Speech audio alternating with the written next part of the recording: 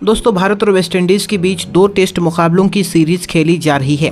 इस test series का पहला टेस्ट मुकाबला आज से खेला जा रहा है।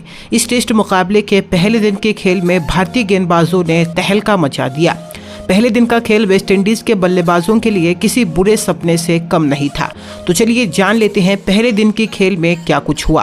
पहले दिन की पूरी हाईलाइट आज की इस वीडियो में हम आपको बताएंगे, लेकिन उससे पहले अगर आप भी मोहम्मद सिराज और जसप्रीत बुमराह को खतरनाक तेज गेंदबाज मानते हो तो इस वीडियो को एक लाइक ज़रूर करें और इस वीडियो को अंत तक ज़रूर देखें। तो चलिए बिना वक्त गवाए हम इस वीडियो को शुरू करते हैं।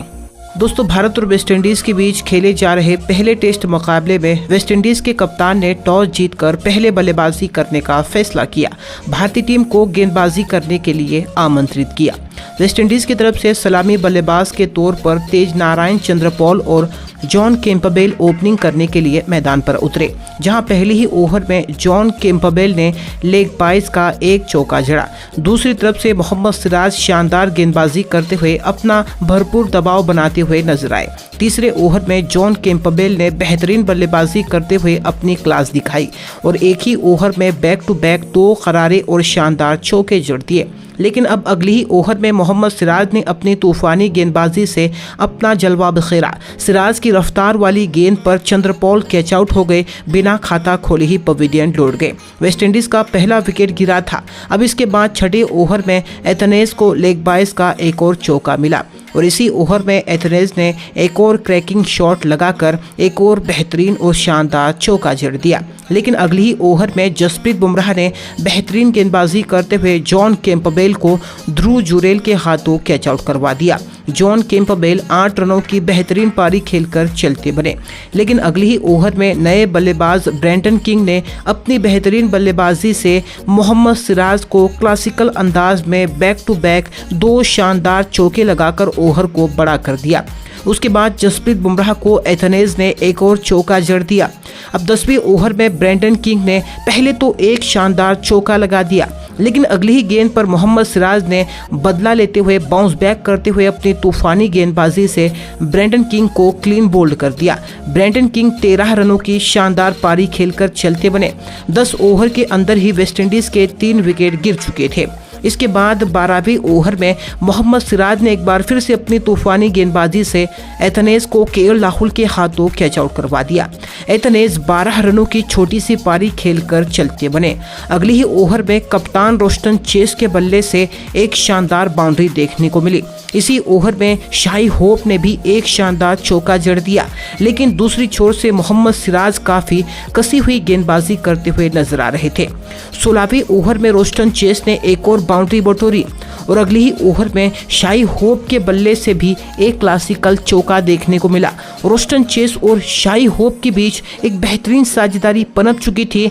20वें ओवर में रोस्टन चेस ने एक और क्लासिकल चौका लगा दिया। 20 ओवर में वेस्टइंडीज का स्कोर 4 विकेट के नुकसान पर 73 रन था। अगले ही ओवर में शाही होप ने एक और बाउंड्री बटोरी। वहीं दूसरी छोर से कप्तान रोस्टन चेस का बल्ला भी खूब चलते हुए नजर आ रहा था। उनके बल्ले से भी हमें शानदार चौके देखने को मिल रहे थे।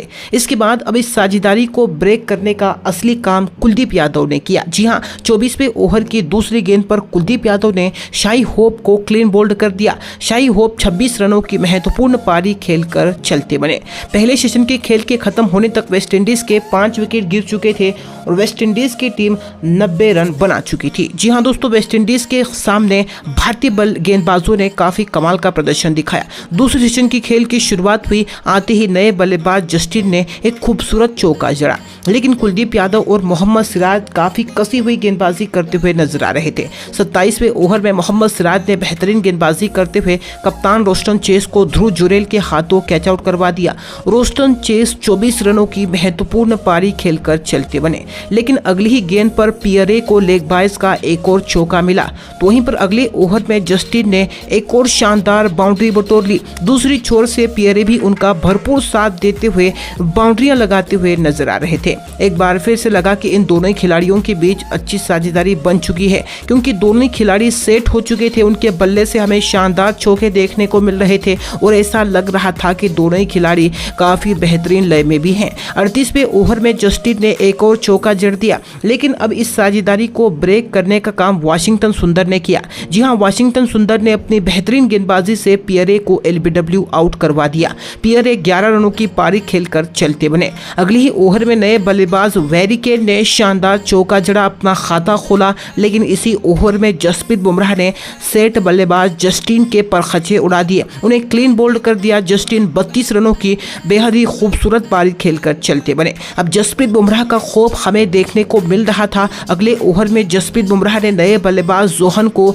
1 रन पर ही क्लीन बोल्ड करके पवेलियन का रास्ता दिखा दिया था। जसप्रीत बुमराह के अब हमें खतरनाक यॉर्कर्स देखने को मिल रहे थे, वह नजारा अलग ही था। दूसरी छोर से मोहम्मद सिराज तो कहां पीछे रहने वाले थे, वह भी जमकर दबाव डालते हुए नजर आए। वेस्टइंडीज का आखिरी विकेट बचा था, कुलदीप यादव ने हासिल किया। 45वें ओवर की पहली गेंद पर कुलदीप यादव ने अपनी फिरकी गेंदबाजी से वेरिकेन को गुगली में फंसा दिया। 8 रन पर कैच आउट करके पवेलियन का रास्ता दिखा दिया।